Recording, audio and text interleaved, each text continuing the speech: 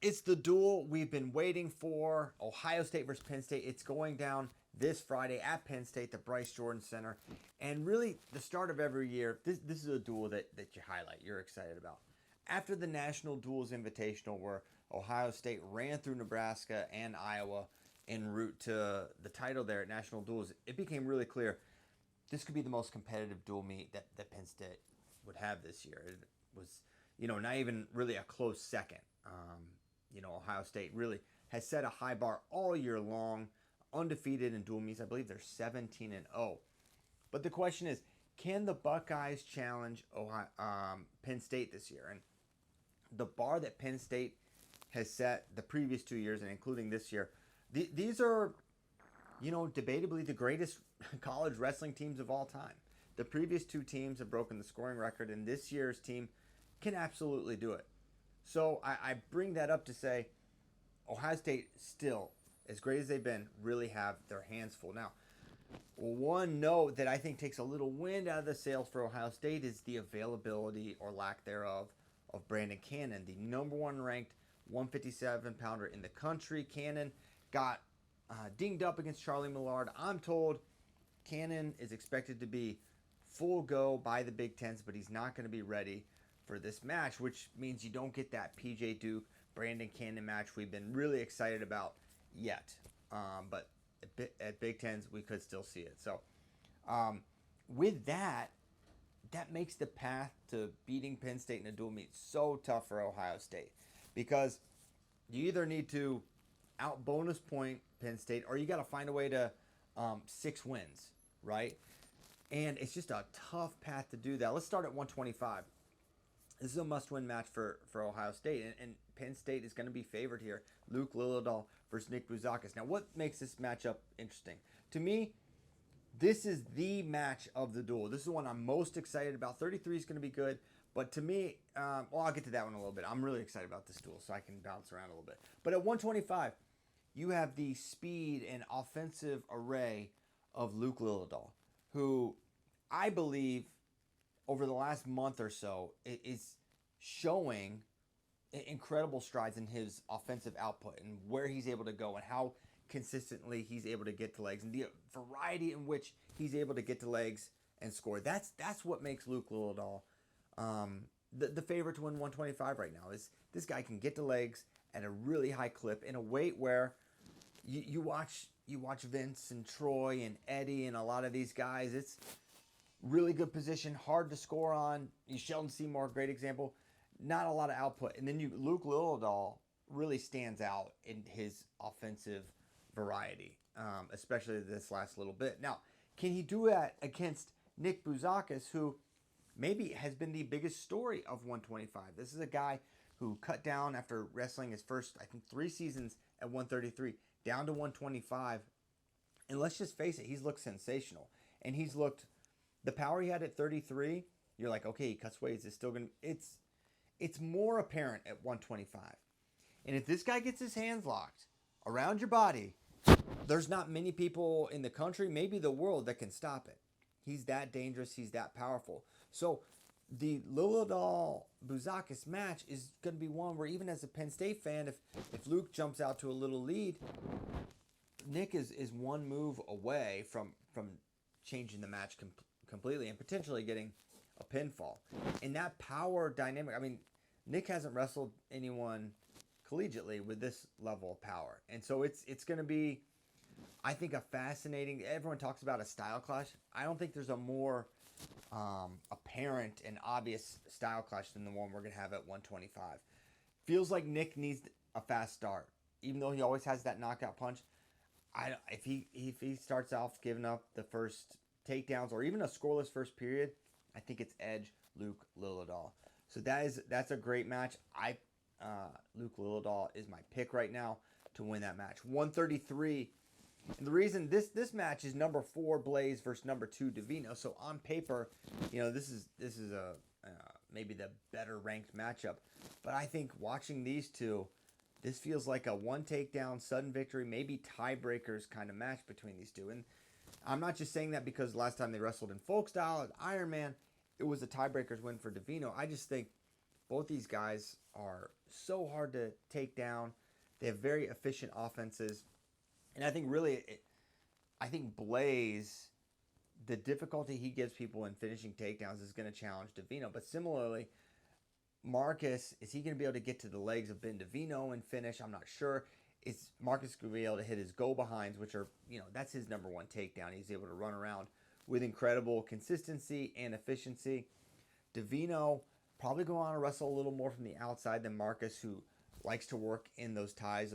Although, of course, we've seen Davino, he's great at hitting his carries and dumps and things like that. This is a potential NCAA Finals preview. I think there's a couple guys that fit that bill at 133, and I think these two certainly do.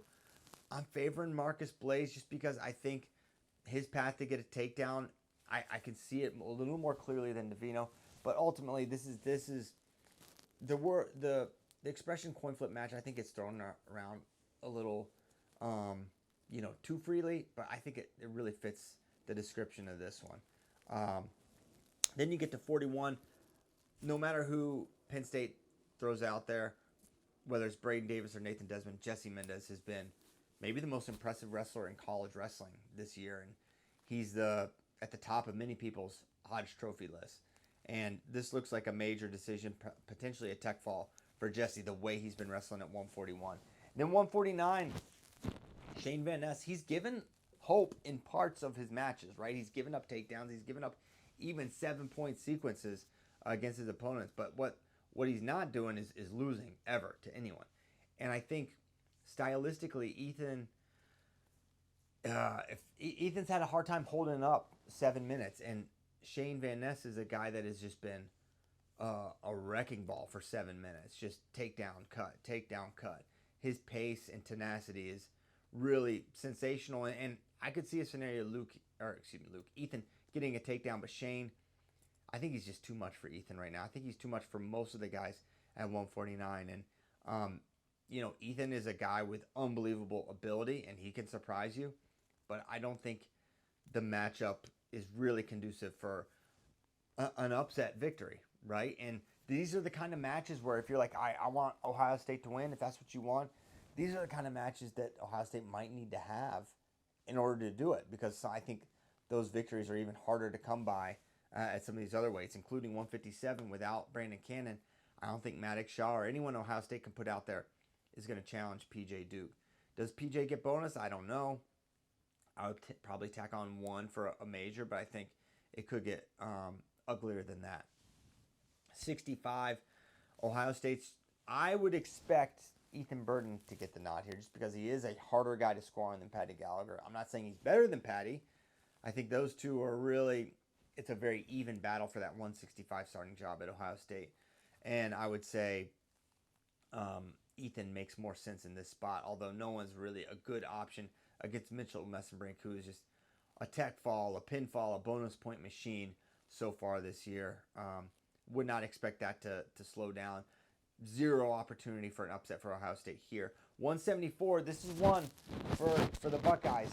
Carson, a year ago, really tested Levi Haynes. But can he find the way to and he was able to score takedowns there. But can he put 7 minutes together against Levi Haynes, who, since that period of time, he's gotten better. And as good as Carson's been, he's been really good this year. I don't know how you win the takedown advantage against Levi Haynes. And it's just a tough conclusion to draw at 174, though I think it's a really competitive match. And Carson, I think when he's on, can really wrestle with anyone in the world. I think his positioning, his offense, his defense, he's really a very complete wrestler. But when it's winning time, how do you not trust Levi Haynes to get his hand raised? 184, Dylan Fishback versus Rocco Welsh. Rocco seems to be coming into his own this semester for Penn State, scoring at a higher clip, had the impressive major over Silas Allred, pretty well dominated Mantanona of Michigan. Now he's facing Dylan Fishback, who just lost to Mantanona. Wouldn't be surprised if it's a one takedown match, because that's how a lot of Fishback matches can go. But I'm not sure Dylan's going to give himself the opportunities to score on Rocco Welsh. To me, this is, for Ohio State, a must-have match. I don't see Ohio State threatening a victory without a win here. And then you go to 97, Josh Barr. He's been fantastic since returning from injury in December. And against Luke Giog, who's having a nice year, Barr, I think, is probably a major decision or a lopsided decision in this one. He's just got so many ways to score. He's really aggressive on his feet, good hand fighter, and really hard guy to score on. Very complete. And then at heavyweight, feels like Nick Feldman has the advantage here. I think Cole Mearsall is going to struggle to find a way to score against Nick Feldman. That being said, it feels like a one takedown match to me for Feldman. Cole Mearsall has been working his way up the ladder at 285, but I think the speed, agility advantage that Cole has against a lot of heavyweights, he actually doesn't have it here against Nick Feldman, who is a little more similar and just a little bit better from a neutral offensive standpoint. So that's how I see the duel going down. I think it's Penn State here. I said it on FRL. If you're looking for a chance for Penn State to be knocked off, it's not going to be this dual meet. It's probably not going to be the NCAA tournament. Big Ten tournament, I think, is the one shot we can see this team challenged. And even then, it's going to be a long shot. So excited for this dual meet. Definitely going to be watching on Friday. Want to know your takes, your perspective, your picks for what we're going to see Friday, Penn State versus Ohio State.